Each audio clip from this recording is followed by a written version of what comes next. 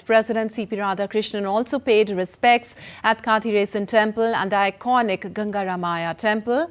The visit highlighted the shared spiritual and cultural heritage between India and Sri Lanka, underscoring centuries-old civilizational ties that continue to shape the strong bond between the two nations.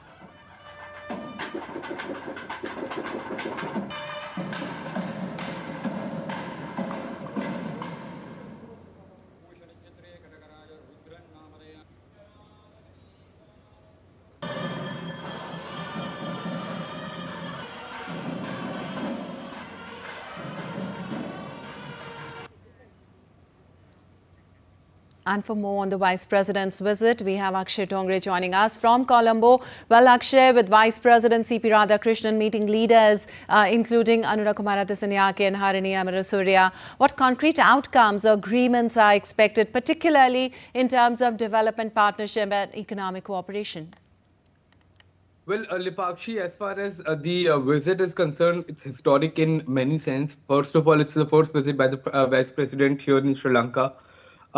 It has strengthened the ties in many manners, especially when we talk about the most important factor, that is the cultural connect, as well as the people-to-people living bridge that we have of the Indian diaspora here living in Sri Lanka, as well as the Sri Lankan diaspora that lives in India.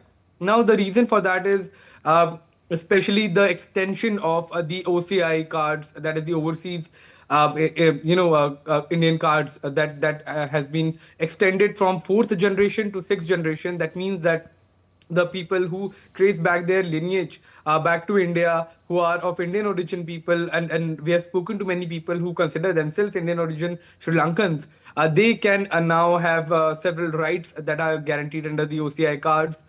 Including investment, including visa-free travel, and other areas of rights that comes with the OCI card, further strengthening the people-to-people connect and the historical ties between the two countries. So that is one major aspect. The other is talks about a pipeline project that has been going on and become significant because of the energy crisis that the world faces right now, especially the region that we are in. The third one is the Indian Housing Project, wherein 4,500 houses have been built by the government of India, by the funding of the government of India, and has been handed over to the estate workers who live in the country. So there are a range of projects that India has been carrying out, from education to investment, trade, energy security, green energy, and all of these areas are seeing a significant improvement with the visit of the Vice President, with the sort of investment that India brings, and on obviously the role of a first responder that India has always played as far as the critical requirements of its neighbors are concerned, especially the cyclone that hit in the last December. Sri Lanka was in a dire situation and required help. India was the first responder, as always. We beat the economic crisis that Sri Lanka went through, and at that time we remember the situation, the relation between the two countries were not that great. Right.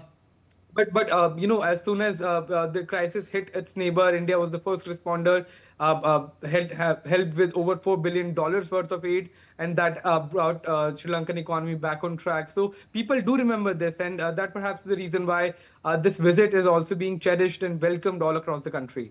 Definitely, Akshay, India has always been the first responder in terms of crisis. Also, you mentioned about the OCI card. The visit has emphasized cultural and people-to-people ties, of course, including outreach to Indian origin Tamils and visit to religious sites. How is this being perceived locally, and do you see it translating into a deeper public level engagement between India and Sri Lanka?